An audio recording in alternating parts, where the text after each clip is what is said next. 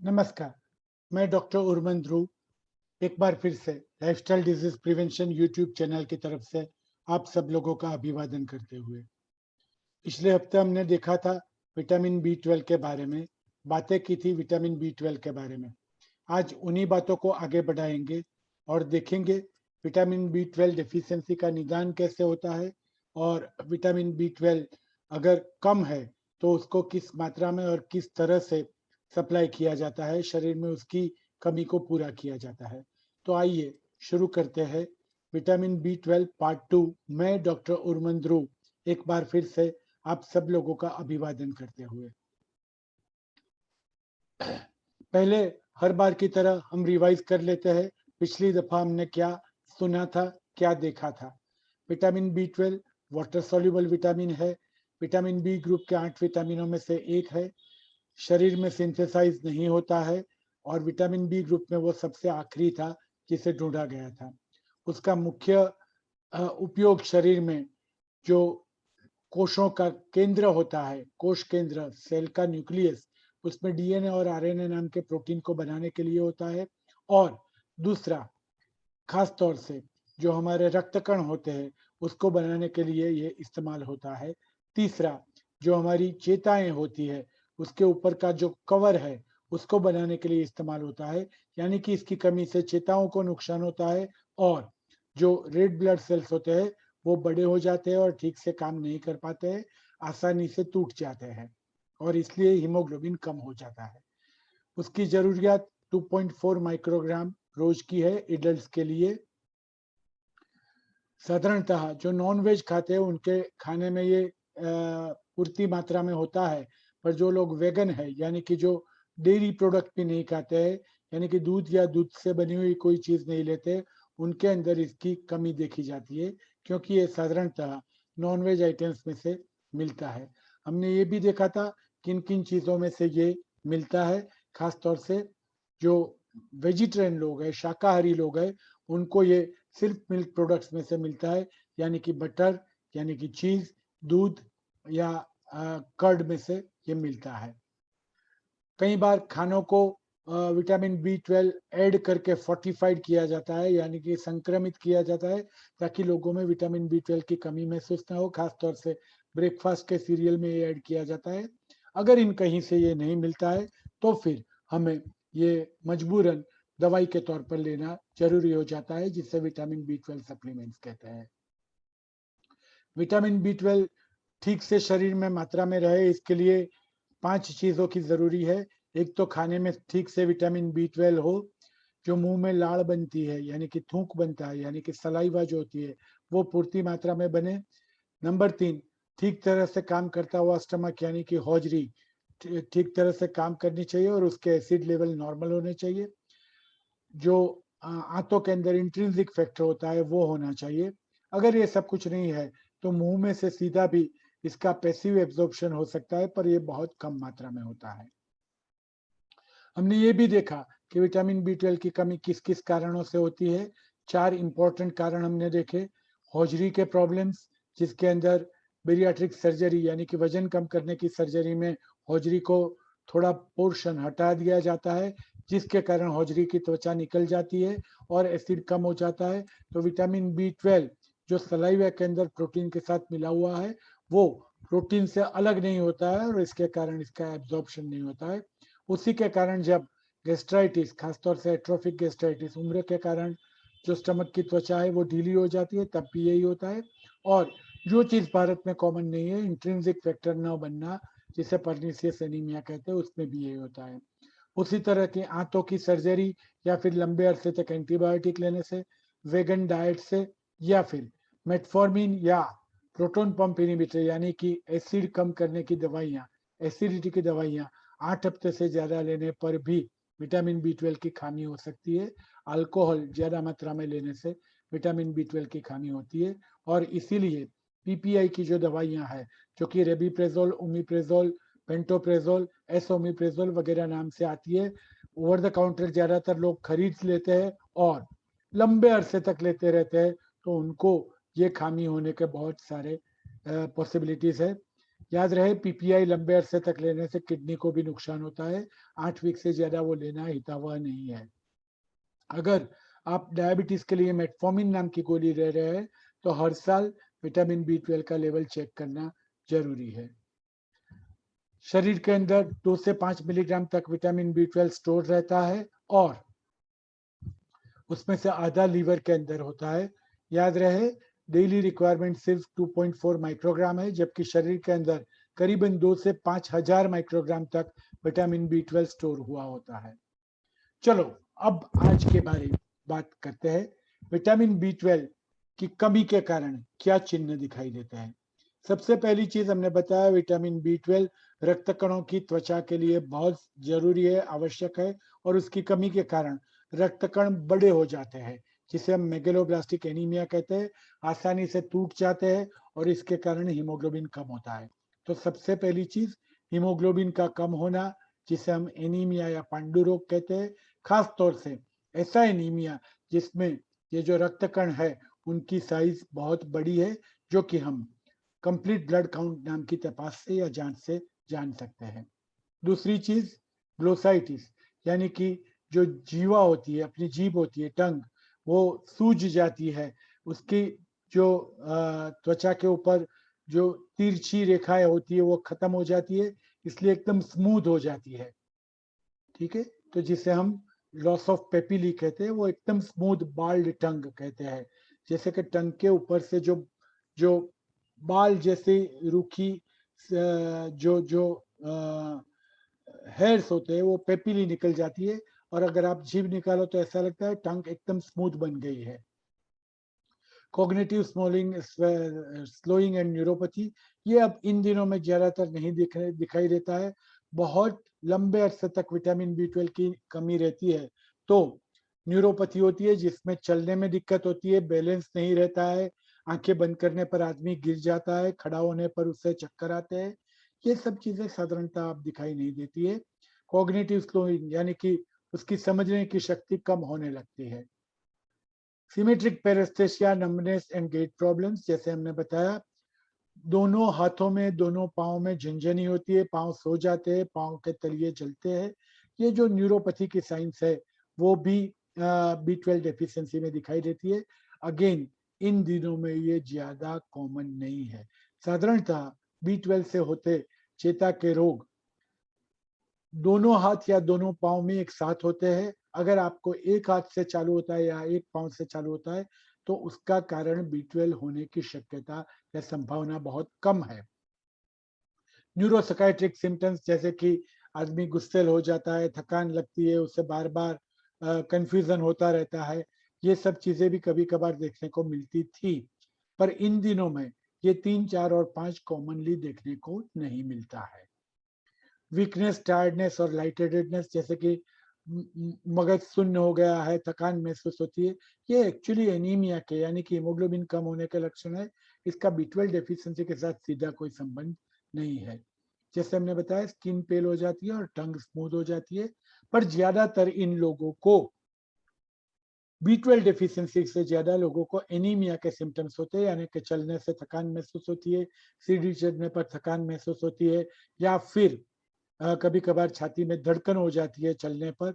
अगर ऐसा है तो आपको सबसे पहले सीबीसी की जांच करवा लेनी चाहिए, जिसके ऊपर से अगर वहां पर मैक्रोसाइटिक या मेगलोब्लास्टिक एनीमिया है तो हम बी 12 की कमी के बारे में सोच सकते हैं। ये अलग अलग चीजें हैं, वही चार्ट के स्वरूप में दिखाई गई है। ये अलग अलग सिम्टम्स विटामिन बी 12 की खामी के हो सकते हैं। किन लोगों को विटामिन बी 12 की जांच करवा लेनी चाहिए? ज्यादातर लोग ऐसा मानते हैं कि हर 3 महीने पर कोई तकलीफ ना हो तो भी विटामिन बी 12 की जांच करवानी चाहिए। जी नहीं, ऐसी कोई भी जरूरत नहीं है।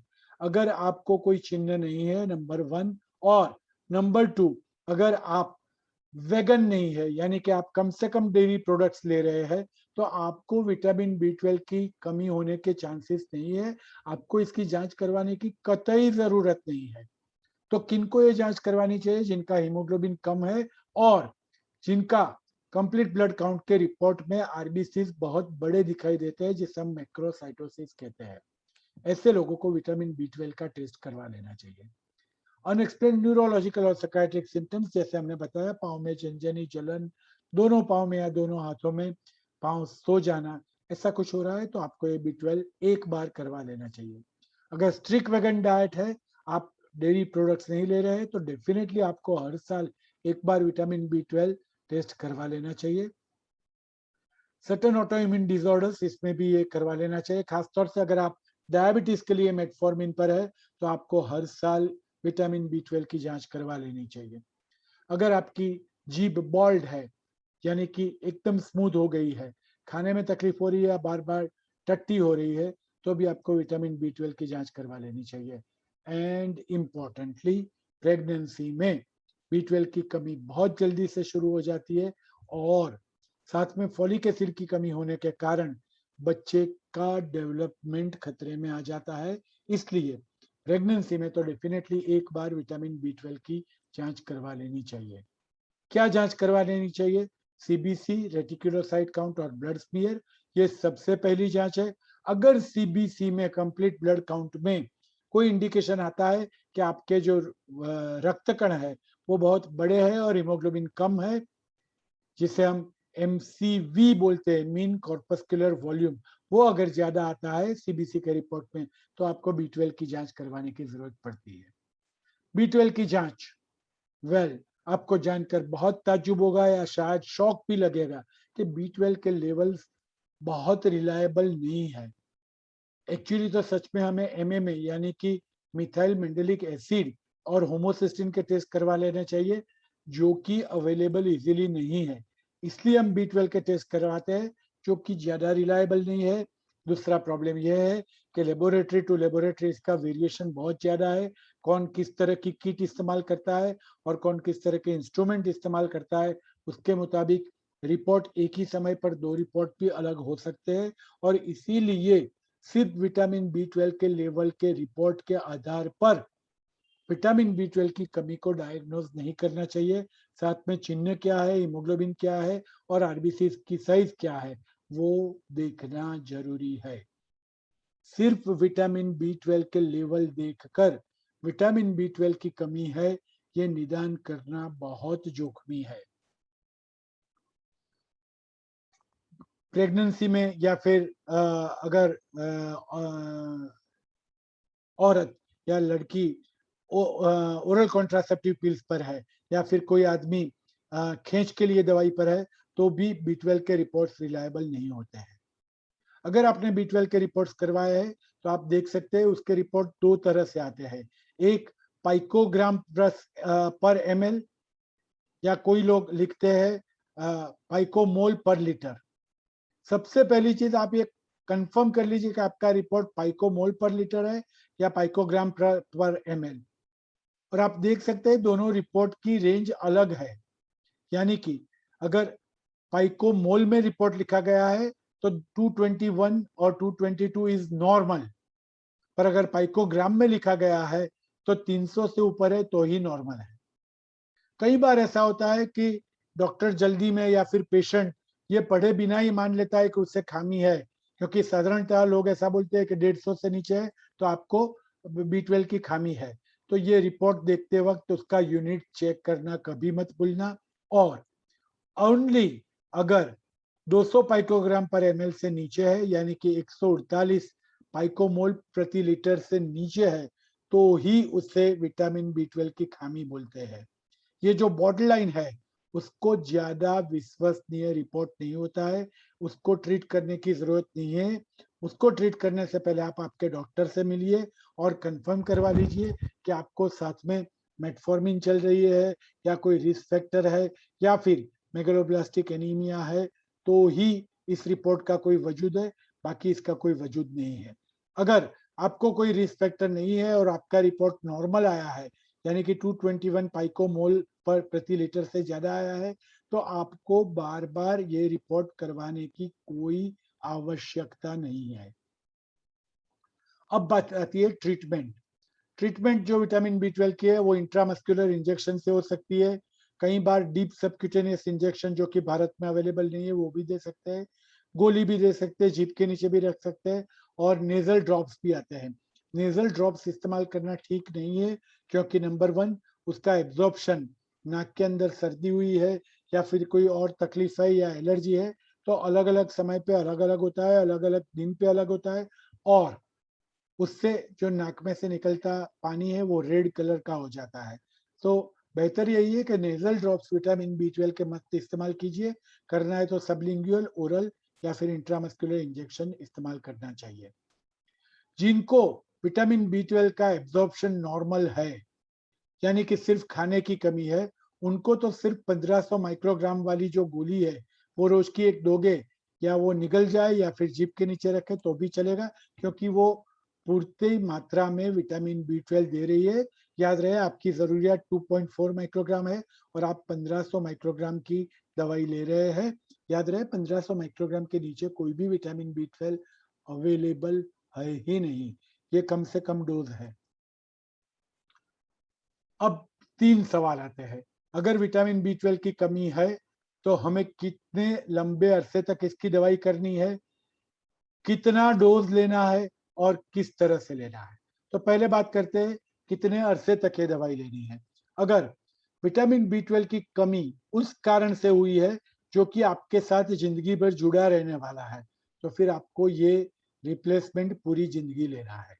यानी कि अगर बेरियाट्रिक सर्जरी की गई है, वजन कम करने की सर्जरी करके जठर या स्टमक को निकाल दिया गया है, या उसका थोड़ा पार्ट निकाल दिया गया है, या फिर आपको पर्नीसियस एनीमिया है जो कि भारत में बहुत रेयर है, जिसमें इंट्रिंसिक फैक्टर नहीं बनता है, या फिर आप मेटफॉर्मिन ले रहे हैं जो कि आपके डॉक्टर बंद करने की सलाह नहीं दे रहे हैं, या फिर आप प्योर वेगन डाइट ले रहे हैं जिसमें आप कोई परिवर्तन करना नहीं चाहते हैं, तो ये चीजें ऐसी है जो हमेशा जिंदगी भर रहने वाली है। इसमें बी 12 की कमी पूरी जिंदगी भर रहने वाली है, इसलिए बी 12 की सारवार ऐसे केसेस में पूरी जिंदगी उसका रिप्लेसमेंट मुंह से लेना जरूरी है, या फिर खाने में फोर्टिफाई करके लेना जरूरी है। अगर कॉज रिवर्सिबल है, जैसे कि आप मेटफॉर्मिन के कारण ये हुआ और आपने मेटफॉर्मिन बंद कर दी, तो फिर 3 महीने तक लेना जरूरी है, या फिर आपने खाने में इंप्रूवमेंट कर दिए तो 3 महीने के बाद वो आप बंद कर सकते हैं। यानी कि अगर कारण जो भी है वो रिवर्सिबल है, 3 महीना, रिवर्सिबल नहीं है, पूरी जिंदगी। कितना लेना है? अगर आप इंजेक्शन ले रहे हैं तो पहले 3 दिन 1000 माइक्रोग्राम इंट्रामस्कुलर रोज का एक इंजेक्शन, बाद में हर हफ्ते एक, 3 हफ्ते तक, और बाद में हर महीने, जब तक कि उसकी कमी पूरी नहीं हो जाती। और अगर लाइफ लॉन्ग है तो ये आपको लाइफ लॉन्ग लेना है। यानी कि कई लोग ऐसा मानते हैं कि मैंने 5 इंजेक्शन ले लिए और अब मैं हट्टा कट्टा हो गया, ये बिल्कुल गलत चीज है। या तो आपकी उसकी कमी लाइफ लॉन्ग है, या फिर आपको उसकी कमी है ही नहीं जिसके लिए आपको इंजेक्शन लेने हैं। यानी कि अगर इंजेक्शन जिस कारण से आपको लेने हैं वो लंबे अरसे तक लेने हैं, 5 इंजेक्शन लेने से कोई भी कमी दूर नहीं हो जाती। हाँ, अगर आपको चेताओं की सीरियस इंजरी हो रही है या फिर हीमोग्लोबिन ज्यादा कम है तो इंजेक्शन लेना जरूरी है। अदरवाइज 5 इंजेक्शन से कोई ताकत बढ़ नहीं जाती है। इसके बदले बेहतर है कि आप सबलिंगुअल टेबलेट लो। गोली जो है वो 1500 माइक्रोग्राम की गोली है। जहां तक हो सके वहां तक जीभ नीचे रखना बेहतर रहेगा, ताकि अगर स्टमक में से एब्जॉर्ब नहीं हो रही है तो भी कोई प्रॉब्लम नहीं हो रहा है। विच रूट, अगर आपको लाइफ थ्रेटनिंग सिम्टम्स है, यानी कि आपका हीमोग्लोबिन बी 12 की कमी की वजह से इतना कम हो गया है, 2, 3, 4 ग्राम हो गया है, यानी कि 30%, 40% हो गया है, और हार्ट के ऊपर लोड आ रहा है, ऐसी जगह है जहां पर आपको विटामिन बी 12 इंजेक्शन लेना जरूरी है, क्योंकि जितनी जल्दी हो सके उतनी जल्दी विटामिन बी 12 आपके रक्त कणों तक पहुंचे, जरूरी है। अगर आपको कोई न्यूरोलॉजिकल सिम्टम्स है, आपके डॉक्टर ने जांच की और उनको पता चला कि आपकी चेता का जो कवर है वो निकल रहा है, जिसके कारण आपको चलने में दिक्कत हो रही है, या आपकी पोस्टीरियर कॉलम, जो आपकी करोड़रज्जु है उसकी पोस्टीरियर कॉलम पीछे वाली जो चेता है, उसको अब विटामिन बी 12 की कमी नुकसान कर रही है, ये एक दूसरी जगह है जहां पर आपको विटामिन बी 12 के इंजेक्शन लेने जरूरी है। और तीसरी चीज, प्रेगनेंसी में फॉलिक एसिड के साथ साथ विटामिन बी 12 के इंजेक्शन लेने पड़ते हैं। तो ये 3 चीजों को छोड़ के और कोई जगह ऐसी नहीं है जहां पर विटामिन बी 12 के इंजेक्शन का कोई भी रोल हो। अगर आप चाहे तो नेट ऊपर इन पिछले 3 साल में इतनी सारी ट्रायल्स दिखाई गई है, बहुत बड़ी बड़ी ट्रायल, जिसमें बताया गया है कि सबलिंगुअल यानी कि जीभ के नीचे रखने वाली और इंट्रामस्कुलर यानी कि मसल के अंदर देने वाले इंजेक्शन, दोनों की असर एक समान है। आप जितनी भी ट्रायल निकाल दो, 2018, 19, 20, सब ट्रायल से बता रहे हैं कि अगर आपकी चेताओं को नुकसान नहीं हो रहा है और हीमोग्लोबिन 30% जितना कम नहीं हो गया है, तो गोलियों से आपके विटामिन बी 12 की कमी को आप रिप्लेस कर सकते हैं। जिनको विटामिन बी 12 की खामी नहीं है, क्या उनको विटामिन बी 12 रोज लेना जरूरी है? जी नहीं, बिल्कुल जरूरी नहीं है। अगर आपका विटामिन बी 12 लेवल नॉर्मल आया है और आपका हीमोग्लोबिन अच्छा है, मेगलोब्लास्टिक एनीमिया नहीं है, और आपके डॉक्टर आपको चेक करके बता रहे हैं कि आपके कोई भी न्यूरोलॉजिकल सिम्टम्स बी 12 की कमी के कारण नहीं हो सकते, तो आपको विटामिन बी 12 लेने की जरूरत ही नहीं है। हाँ, अगर आप वेगन डाइट ले रहे हैं, वो एक ही कारण है जिसके कारण आपको लेना है रेगुलरली। अदरवाइज जब तक विटामिन बी 12 की कमी के चिन्ह नहीं दिखाई देते हैं और साथ में ब्लड काउंट में वो रिफ्लेक्ट नहीं होता है, विटामिन बी 12 रेगुलरली लेने का कोई मतलब नहीं, कोई फायदा नहीं है। जब भी लेना है उसे फॉलिक एसिड के साथ लेना है, क्योंकि बिना फॉलिक एसिड से विटामिन बी 12 देने से कई बार खतरा हो सकता है। उसी तरह से न सिर्फ विटामिन बी 12 लेना रेगुलरली जरूरी नहीं है, विटामिन बी 12 की जांच भी बार बार करवानी जरूरी नहीं है। अगर आपने आज एक बार जांच करवाई है, नॉर्मल आई, और अगर आप वेगन नहीं है, तो आपको विटामिन बी 12 की जांच करवाने की जरूरत ही नहीं है, क्योंकि आपको कमी होने की कोई शक्यता ही नहीं है। आप अगर 1 या 1.5 गिलास दूध ले रहे हैं, या फिर कर्ड ले रहे हैं, या फिर बटर ले रहे हैं, तो आपको आसानी से आपकी जरूरियात के मुताबिक विटामिन बी 12 मिलने वाला है। जांच की कोई जरूरत नहीं है। एक बार विटामिन बी 12 की कमी हुई, आपने उसकी दवाई चालू की, बाद में जांच कब करवानी है? बाद में आप 3 महीने और फिर हर साल एक बार जांच करवा सकते हैं। खास तौर से जैसे हमने बताया, आपके पास रिस्क फैक्टर है, bariatric surgery, vegan diet, metformin, ऐसे कोई रिस्क फैक्टर है, तो आपको ये जांच साल में एक बार करवानी जरूरी है। अदरवाइज इसकी जरूरत नहीं है। रिस्पॉन्स टू ट्रीटमेंट, आपने विटामिन बी 12 की कमी देखी, आपके डॉक्टर ने दवाई चालू की, अब कैसे पता चलेगा कि विटामिन बी 12 नॉर्मल हो गया कि नहीं? उसके लिए विटामिन बी 12 का रिपोर्ट करवाने की जरूरत नहीं है, सिर्फ कंप्लीट ब्लड काउंट का रिपोर्ट करवाइए। और अगर मेगलोब्लास्टिक एनीमिया कम हो गया है, हीमोग्लोबिन सुधरने लगे हैं, आरबीसी नॉर्मल होने लगे, मतलब कि विटामिन बी 12 पूर्ति मात्रा में अंदर जा रहा है। तो आज हम 3 चीजें सीखे। एक, जीभ के नीचे रखने वाली गोली और इंट्रामस्कुलर इंजेक्शन दोनों एक समान असरकारक है। इंट्रामस्कुलर इंजेक्शन के सिर्फ 3 इंडिकेशन है: चेताओं को नुकसान, हीमोग्लोबिन इतना कम हुआ है कि आपके हार्ट के ऊपर लोड आ रहा है, या फिर प्रेगनेंसी में डॉक्टर की सलाह पर। बाकी इंट्रामस्कुलर इंजेक्शन का कोई रोल नहीं है। जहां पर आपकी बी 12 की कमी का कारण ऐसा है कि जो रिवर्ट नहीं हो सकता, सुधर नहीं सकता, वहां पर आपको life long vitamin B 12 supplementation लेना है। बाकी 3 महीने लेकर बंद कर देना है, और आपके ट्रीटमेंट का रिस्पॉन्स देखने के लिए कंप्लीट ब्लड काउंट की जांच इनफ है। जिन लोगों को विटामिन बी 12 की कमी नहीं है और वेगन डाइट नहीं है, उनको विटामिन बी 12 की जांच करवाने की जरूरत ही नहीं है। तो आखिर में, विटामिन कोई मैजिक बुलेट नहीं है, विटामिन ताकत की दवाइयां नहीं है, विटामिन की जरूरत बहुत कम मात्रा में होती है। सभी को विटामिन की गोलियों की जरूरत बिल्कुल नहीं होती है। जहां तक हो सके खाने में से विटामिन मिलते हैं तो वो ज्यादा बेहतर रहेगा। और विटामिन बी 12 की रेगुलर जांच करवानी जरूरी नहीं है, सिवा कि आपको, जैसे हमने बताया, 4 रिस्क फैक्टर हो। और सबलिंगुअल टेबलेट, जीभ के नीचे रखने वाली गोली, आराम से आपको विटामिन बी 12 पूर्ति मात्रा में दे सकती है। इसके लिए इंजेक्शन की जरूरत नहीं है। इंजेक्शन सिर्फ 3 कंडीशन में जरूरी बनते हैं। आपके डॉक्टर की सलाह को फॉलो कीजिए, खुद अपने आप को ट्रीट मत कीजिए। ये जो पूरा प्रेजेंटेशन है वो आपको गाइड करने के लिए है। इसके ऊपर ट्रीटमेंट का आधार मत रखिए, आपके डॉक्टर ही आपको सही सलाह दे सकते हैं। कल या परसों हम आ रहे हैं एक बहुत अच्छी चीज के साथ। क्या आप जानते हैं कि 29 सितंबर को research society for study of diabetes in India एक वर्ल्ड रिकॉर्ड करने के लिए जा रही है। Being a chairman of Gujarat chapter of RSSDI, मुझे बहुत गर्व होता है RSSDI की ये चीजें आपके सामने रखने में।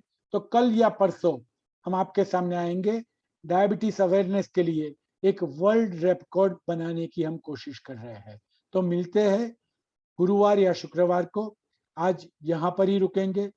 जैसे हमने बताया, अगर आपको हमारे वीडियोस पसंद आ रहे हैं तो उसे लाइक माइंडेड लोगों तक फॉरवर्ड कीजिए, सब्सक्राइब कीजिए, बेल बटन दबाइए और लोगों को भी सब्सक्राइब करने पर प्रेरिए। नमस्कार, धन्यवाद, गुड डे।